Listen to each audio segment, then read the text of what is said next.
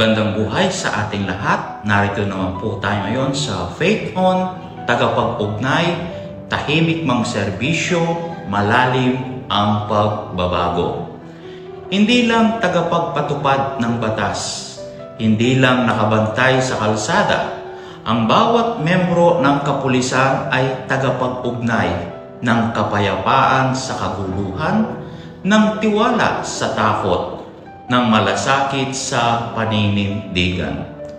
Minsan kulang ang tulog, madalas sobra ang sakripisyo. Pero andyan ka pa, naglilingkod, nagbabantay, umaalalay kahit sa likod ng katahimikan. Ang bawat simpleng kilos mo, pagtulong sa bata, pag-unawang salita sa galit ng motorista, pag-unawa sa iyak ng ina, may binubuong pagbabago.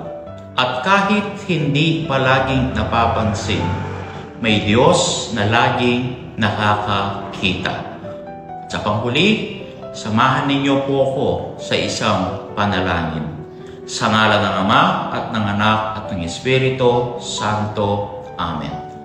Panginoon, Ikaw ang bukal ng kapayapaan at katarungan. Salamat sa mga pulis na buong loob na nakikibahagi sa iyong gawain ng protekta at paglilingkod. Sa gitna ng pagod at panganib, ipaalala mo ang iyong salita, "Do not fear, I am with you. I will strengthen you, I will help you." Patatagin mo ang loob nila at sa bawat kilos ng kabutihan, ikaw nawa ang makita. Amen. Sa ngalan ng Ama at ng Anak at ng Espiritu Santo. Amen.